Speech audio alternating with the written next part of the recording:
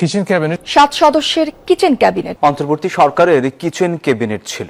বাংলাদেশের গণমাধ্যমে এখন আলোচিত শব্দ কিচেন ক্যাবিনেট।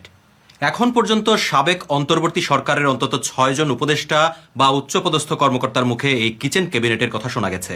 তাদের বক্তব্যকে মোটা দাগে 2 ভাগে ভাগ করা যায়।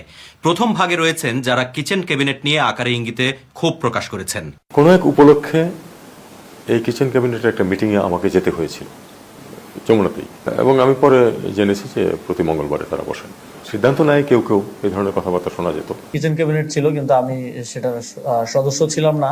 তো এখন তো আবার শুনছি যে কিচেন ক্যাবিনেটেও সব সিদ্ধান্ত হতো না, খলিল সাহেব একাই নাকি চুক্তি করে ফেলতেন। আনফরচুনেটলি এই ধরনের বড় সিদ্ধান্ত যেগুলো, সেগুলো ক্যাবিনেটেও আলোচনা হতো না, এগুলো মোটামুটি ক্যাবিনেটের বাইরে আলোচনা হতো। এটা আপনারা শুনেছেন, আমার একজন অত্যন্ত ক্লোজ ফ্রেন্ড এন্ড উপদেষ্টা বলেছেন যে সব সরকারি একটা কিচেন ক্যাবিনেট থাকে। আরেকটি ভাগে রয়েছেন যারা কিচেন ক্যাবিনেটকে বর্ণনা করেছেন খুব স্বাভাবিক ঘটনা হিসেবে। ইতিহাসে এমন কোন সরকার আছে যেখানে কিচেন ক্যাবিনেট ছিল না? প্রথম কথা হচ্ছে কি, কিচেন ক্যাবিনেট যে কোনো গণতান্ত্রিক দেশেই একটা সিদ্ধ প্রথা। কিচেন ক্যাবিনেট শব্দটা তো আর বাংলাদেশের এই অন্তর্বর্তীকালীন সরকারের সময় উৎপত্তি হয়নি।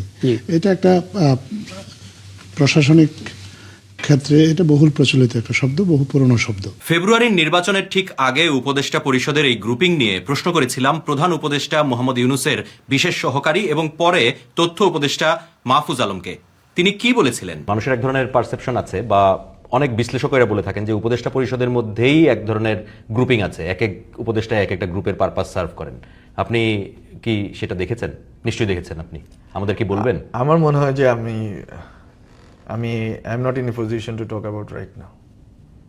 মানে আপনি সেটা স্বীকারও করছেন না, অস্বীকারও করছেন না? ইয়েস, হিস্ট্রি, ইতিহাস বিচার করবে যে আমরা কোথা থেকে কোথায় কেন আসলাম। কিন্তু এই কিচেন ক্যাবিনেট আসলে কি? কিচেন হচ্ছে রান্নাঘর, আর ক্যাবিনেট হচ্ছে এক ধরনের আলমারি যেখানে রান্নাঘরের মশলা, বাসন ইত্যাদি গুছিয়ে রাখা যায়। কিন্তু বাংলাদেশে যে ক্যাবিনেট নিয়ে আলোচনা হচ্ছে সেটি হচ্ছে মন্ত্রিসভা বা অন্তর্বর্তী সরকারের ক্ষেত্রে উপদেষ্টা পরিষদ। রাজনীতিতে এই শব্দের ব্যবহার প্রায় 200 বছর আগে থেকে হয়ে আসছে। নিজের শাসনামলে নানা বিতর্কিত ঘটনার ফলে নিজের মন্ত্রিসভার প্রতি আস্থা হারিয়ে ফেলেন যুক্তরাষ্ট্রের 7ম প্রেসিডেন্ট অ্যান্ড্রু জ্যাকসন। জ্যাকসনের মন্ত্রিসভার অনেক সদস্যই ভাইস প্রেসিডেন্ট জন সি কালহনকে বেশি সমর্থন করতেন।